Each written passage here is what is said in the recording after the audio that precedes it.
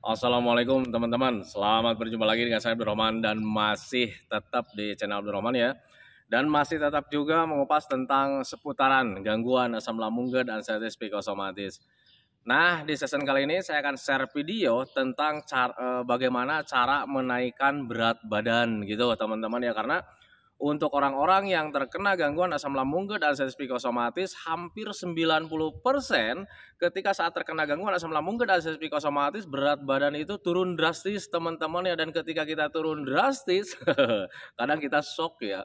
Kadang kita shock, kemudian mengalami ketakutan, kemudian ada juga cemas gitu teman-teman ya. Karena ketika saat terkena gangguan asam kemudian BB-nya turun itu ya kadang kita selalu berpikirnya itu kemana-mana, wah ini jangan-jangan mendekati kematian. Nah itu teman-teman ya, sehingga untuk orang-orang yang terkena gangguan asam lambung dan anxiety psikosomatis suka kebingungan teman-teman ya, bagaimana cara menaikkan berat badan.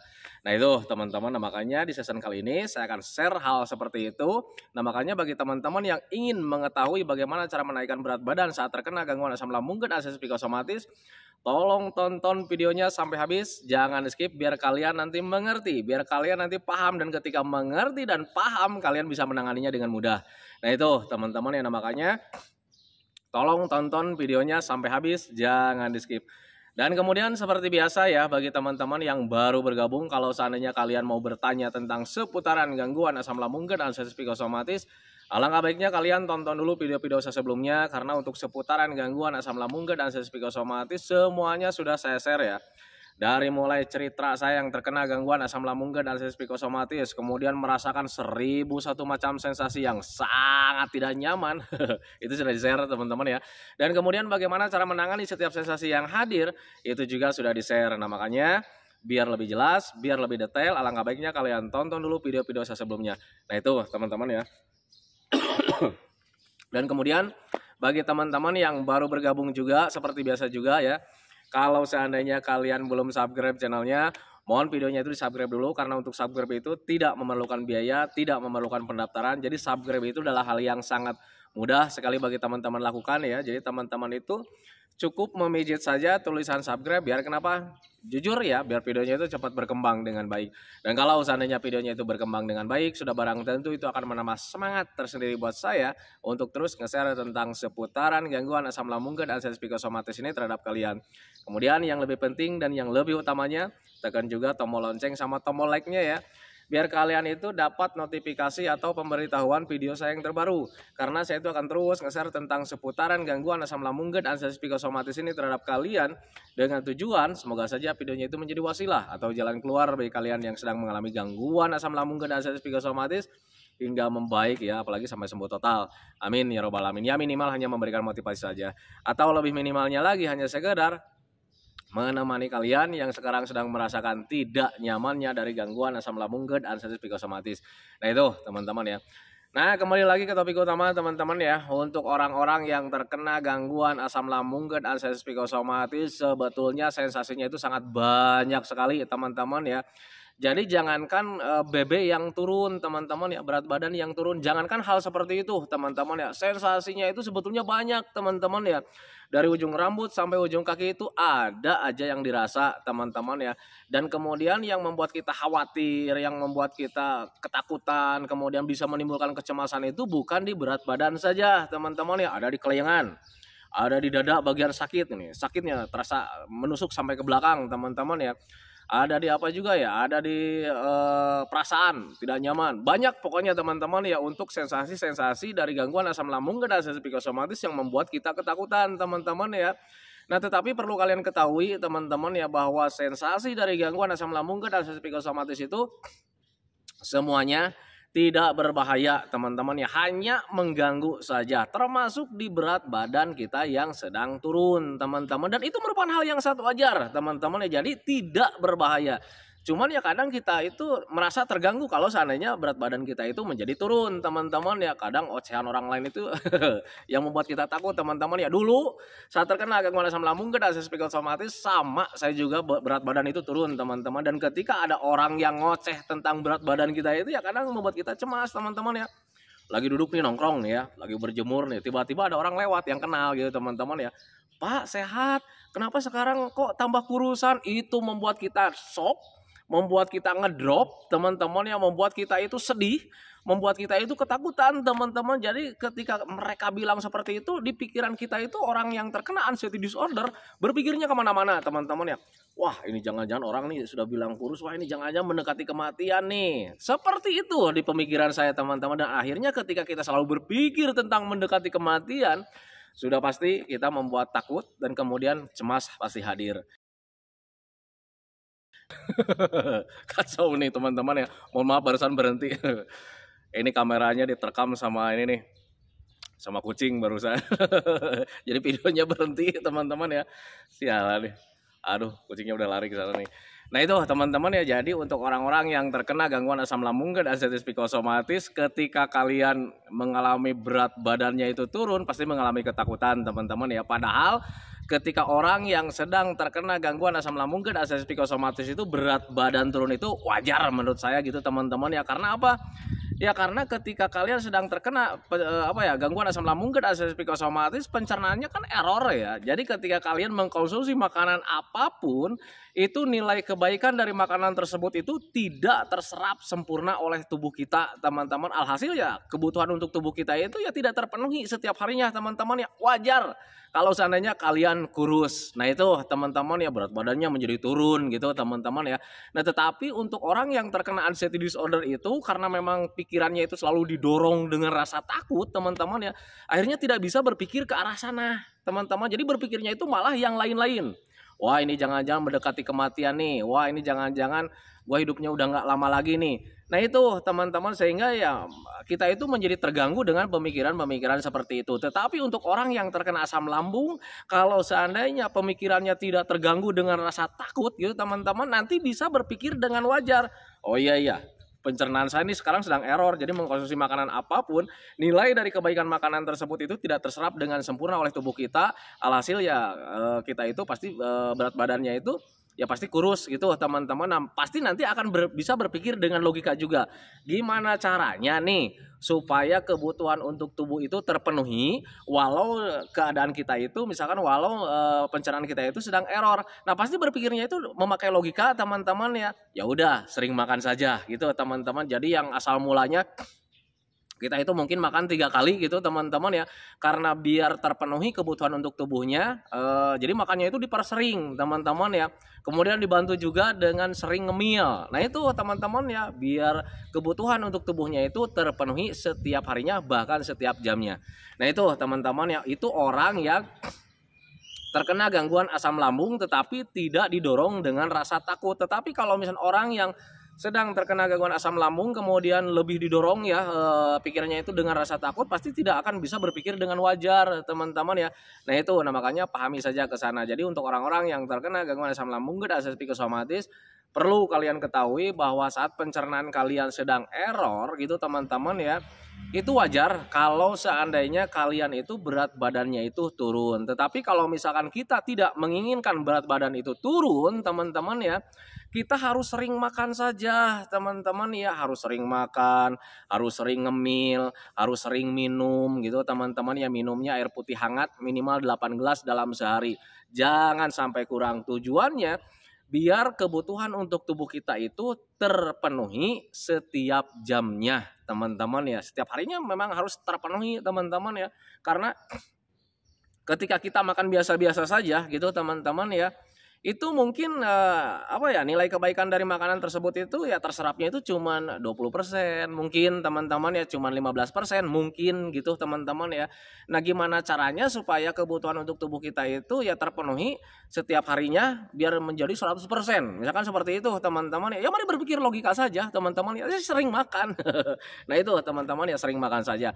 Karena dulu juga saya begitu teman-teman. Jadi ketika makannya itu normal ya, jadi makannya itu pagi-pagi, siang, sore gitu teman-teman ya, badan itu tetap kurus gitu teman-teman. Tetapi kalau misalkan kita sering makannya teman-teman, bahkan bisa nyampe lebih dari 3 kali teman-teman ya, kemudian sering ngemil juga, kemudian sering minum juga, alhamdulillah lambat laun badan itu ya tambah gemuk teman-teman. Dan ketika kita ditimbang, alhamdulillah nih lumayan nih, naik misalkan setengah kilo, naik 1 kilo gitu teman-teman ya. Itu yang saya lakukan dulu saat terkena gangguan asam lambung dan anxiety psikosomatis. Nah, Tetapi untuk orang-orang yang terkena gangguan asam lambung dan akses psikosomatis harus bisa menghindari juga penguras energi kita, teman-teman ya. Apa itu penguras energi kita? Biasanya yang paling dominan, yang paling cepat menguras energi kita itu adalah pola pikir, teman-teman ya. Kalau kita stres, terlalu banyak pikiran, teman-teman ya, apalagi berpikirnya itu tentang hal yang menakutkan, itu pasti energi kita itu akan lebih cepat terkuras, teman-teman ya. Nah, kenapa bisa seperti itu, teman-teman ya? Ini lihat contoh saja sih sebetulnya, teman-teman, biar kalian itu gampang memahaminya. Orang yang terlalu banyak pikiran, teman-teman ya, rata-rata badannya itu kurus, teman-teman. Padahal makannya banyak. Nah itu teman-teman ya, orang normal saja begitu, teman-teman ya. Makannya banyak, misalkan seperti itu, teman-teman. Padahal dia itu sering jajan juga. Seharusnya kan kalau misalnya kita berpikir logika gitu, teman-teman ya, dia itu pasti gemuk gitu. Nah tetapi karena terlalu banyak pikiran, itu pasti badannya kurus-kurus. Nah itu teman-teman, itu salah satu contoh kecil ketika pola pikir kita kalau seandainya stresnya itu belum terkelola, energi kita itu bakalan lebih cepat terkuras. Nah itu teman-teman, nah, makanya untuk orang-orang yang terkena gangguan asam lambung dan akses psikosomatis, selain kalian sering makan, sering ngemil, sering minum gitu teman-teman ya, usahakan kalian juga harus bisa menghindari penguras kebutuhan untuk tubuh kita, yaitu tentang stres, teman-teman. Tetapi sialnya untuk orang-orang yang terkena anxiety disorder, menghindari stres itu agak sulit, teman-teman ya, karena kita itu selalu dominan teringat terus dengan yang namanya penyakit, dengan yang namanya sensasi, apalagi yang tentang kematian itu selalu teringat, teman-teman. Nah, ketika kalian selalu teringat hal seperti itu, kalian butuh latihan mengalihkannya. Nah, sekarang cara mengalihkannya gimana? Simple dan mudah, teman-teman. Yang pertama, belajar masa bodoh tentang hal apapun, teman-teman ya, termasuk sensasi dari gangguan asam lambung dan akses psikosomatis, karena sensasi dari gangguan asam lambung dan akses psikosomatis itu tidak berbahaya. Nah itu teman-teman, yang pertama itu belajar masa bodoh, teman-teman. Yang kemudian yang keduanya, harus selalu mengupayakan gimana caranya supaya hati dan pikiran kita itu tetap senang. Nah itu teman-teman ya, salah satunya sering melakukan hobi-hobi yang menyenangkan, sering melakukan kegiatan-kegiatan yang menyenangkan. Nah itu teman-teman ya, walaupun di awal-awal ketika kalian melakukan kesenangan itu nggak ada rasa senang-senangnya, teman-teman ya, kembali lagi untuk orang-orang yang terkena gangguan asam itu butuh latihan, teman-teman. Jadi hal apapun itu butuh latihan, teman-teman ya, termasuk di kesenangan. Jujur, saya juga dulu seperti itu. Saya orangnya itu senang bermain apa ya? Bermain burung gitu, teman-teman ya. Dan ketika saat aslam itu bermain burung itu nggak ada senang-senangnya, teman-teman ya. Dan ketika kita melakukan terus secara berulang-ulang, teman-teman ya, tanpa disadari nanti kesenangan itu akan timbul dengan sendirinya. Nah itu teman-teman, makanya untuk orang-orang yang terkena gangguan asam itu ya butuh latihan setiap harinya, teman-teman. Jadi dari hal apapun itu butuh latihan. Nah itu teman-teman ya, dari mulai tenaga, fisik, pikiran, perasaan, semuanya butuh latihan. Nah makanya usahakan untuk orang-orang yang terkena gangguan asam lambung dan akses psikosomatis, mulai dari sekarang itu harus butuh latihan, teman-teman ya. Nah itu dari makan saja kita itu butuh latihan, teman-teman ya. Kita mengkonsumsi ini dulu kita kan biasa-biasa saja. Nah tetapi saat aslam kita mengkonsumsi makanan yang salah saja, kadang sensasi hadir. Nah itu teman-teman ya, bukannya kalian tidak cocok, teman-teman ya, tetapi saat ini mungkin pencernaan kalian itu sedang benar-benar sensitif. Nah ketika sudah sembuh total gitu, teman-teman ya, katakanlah di ambang 95%, kalian juga harus mengkonsumsi makanan-makanan yang lain, teman-teman ya, biar kalian itu sensitif, pencernaannya itu mulai terbiasa kembali. Nah itu teman-teman ya, kenapa untuk orang-orang yang kena asam itu butuh latihan makan seperti itu, teman-teman ya, karena untuk orang-orang yang terkena gangguan asam lambung dan akses psikosomatis harus bisa memahami bahwa kebutuhan tubuh kita itu harus ditopang dengan berbagai macam gizi dan vitamin, dan berbagai macam gizi dan vitamin itu bukan ada di satu jenis makanan saja, harus beraneka ragam, teman-teman ya. Nah itu makanya harus bisa dipahami. Nah makanya untuk orang-orang yang terkena gangguan asam lambung dan akses psikosomatis, ketika kalian sekarang sudah di ambang 95% itu ya, kalian itu harus bisa mengkonsumsi makanan-makanan yang lain. Tetapi kalau misalkan sensasinya suka hadir gitu, teman-teman ya, Pak saya itu mengkonsumsi ini nih, tetapi sensasi hadir, teman-teman ya, tenang saja teman-teman ya, nanti juga membaik dengan sendirinya. Anggap saja bahwa itu sedang proses pembiasaan, teman-teman ya, sedang proses pelatihan. Tetapi perlu kalian ketahui, teman-teman ya, saat melakukan pembiasaan seperti itu, atau tujuannya kalian melatih saja gitu, teman-teman ya, yang namanya melatih itu sudah pasti kalian harus dijaga kapasitasnya. Jangan sampai berlebihan teman-teman ya, karena ketika berlebihan itu apapun itu teman-teman ya itu nggak bagus juga teman-teman. Contoh kecil, ketika kalian menyadari ya bahwa olahraga itu sangat penting, tetapi kalau misalnya kalian berlebihan olahraganya ya sudah pasti ya energinya terkuras teman-teman. Dan ketika energinya terkuras sudah pasti kebutuhan untuk tubuh kalian itu tidak terpenuhi, dan akhirnya keseimbangan tubuh terganggu, ada kelayangan, ada pusing, dan ketika pikirannya belum terkelola dengan baik kalian berpikirnya kemana-mana. Wah ini jangan-jangan pusing, wah ini jangan-jangan kelayangan, wah pasti mendekati pingsan, wah jangan-jangan nanti mendekati kematian. Selalu saja seperti itu. Nah makanya untuk orang-orang yang terkena gangguan asam lambung dan asam psikosomatis, ketika mau melakukan hal apapun itu jangan dulu berlebihan teman-teman ya. Coba-coba saja sedikit yuk teman-teman ya. Dan kemudian untuk mencoba itu perlu kalian ketahui bahwa untuk mencoba segala sesuatu pun tidak berbahaya, termasuk di makanan teman-teman ya. Kecuali kalau misalnya kalian itu mencobanya itu yang ekstrim-ekstrim teman-teman ya.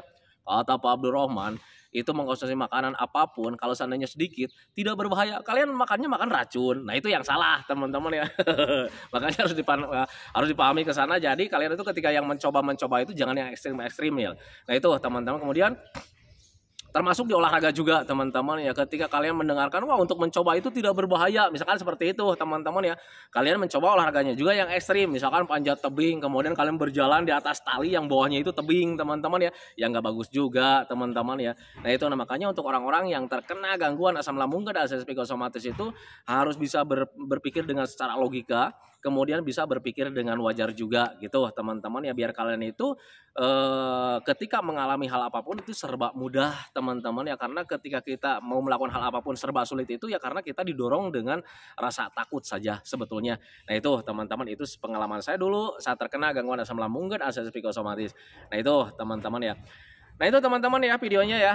Saya ulang lagi untuk orang-orang yang terkena gangguan asam lambung dan asam psikosomatis, ketika kalian mengalami BB-nya sedang turun teman-teman ya, kalian jangan mengalami ketakutan, kalian jangan mengalami was-was, kalian jangan mengalami gelisah teman-teman ya. Karena ketika saat terkena gangguan asam lambung dan asam psikosomatis, hampir 80% orangnya mengalami BB-nya itu turun gitu teman-teman ya. Penyebabnya wajar karena pencernaan kalian sedang error. Jadi ketika kalian mengkonsumsi makanan apapun, sebesar apapun gizinya dari makanan tersebut itu nilai kebaikan dari makanan tersebut itu tidak terserap sempurna oleh tubuh kita. Alhasil sudah pasti ya kebutuhan untuk tubuh kita itu tidak terpenuhi. Nah itu teman-teman, nah, makanya solusinya adalah gimana caranya supaya kebutuhan untuk tubuh kalian itu terpenuhi setiap harinya walaupun dengan pencernaan kalian itu sedang terganggu teman-teman ya. Solusinya adalah sering makan, sering ngemil, sering minum air putih hangat minimal 8 gelas dalam sehari. Jangan sampai kurang. Nah itu teman-teman ya, konsisten ke arah sana pasti kalian bakalan cepat membaiknya, bakalan cepat naiknya BB-nya. Nah itu teman-teman. Dan kemudian yang harus kalian perhatikan juga adalah penguras energinya teman-teman ya. Apakah itu penguras energinya? Stres atau terlalu banyak pikiran teman-teman. Jadi ketika kalian sudah mengkonsumsi makanan-makanan yang bergizi, kemudian sering ngemil juga, sering minum juga, hindari penguras energinya. Apakah itu stres? Karena ketika stres itu paling cepat menguras kebutuhan untuk tubuh kita. Nah makanya orang yang terlalu banyak pikiran rata-rata hampir 90% badannya kurus-kurus. Jangankan orang yang terkena gangguan asam lambung dan asam psikosomatis, orang normal saja kalau ketika stres atau terlalu banyak pikiran itu pasti badannya itu kurus. Nah itu teman-teman ya. Nah tetapi untuk orang-orang yang terkena gangguan asam lambung dan asam psikosomatis agak sulit juga menghindari stres gitu teman-teman ya, karena stresnya itu selalu nempel di kepala gitu teman-teman ya. Kita selalu teringat dengan hal-hal negatif.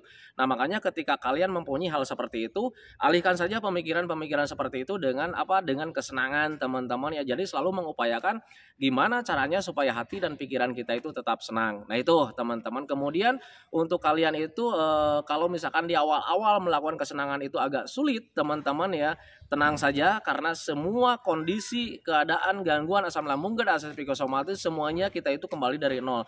Jadi butuh latihan. Jadi untuk kesenangan saja itu butuh latihan. Nah, makanya kalian sekarang jangan menyerah. Usahakan terus ketika kalian melakukan kesenangan itu, misalnya kalian itu tidak menyenangkan teman-teman, nggak apa-apa, lakukan aja terus.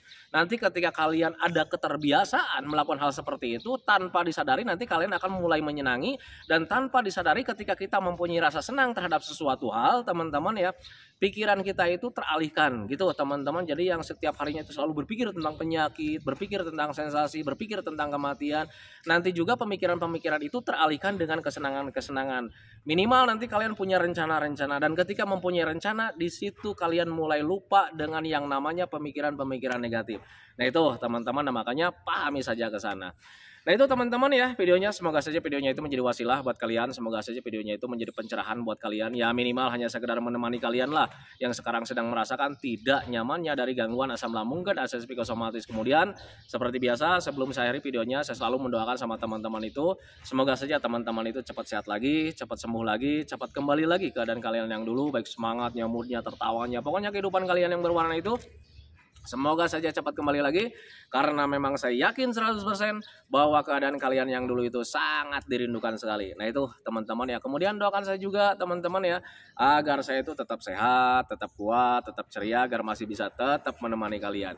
Nah itu teman-teman ya, hentikan videonya teman-teman ya. Assalamualaikum warahmatullahi wabarakatuh.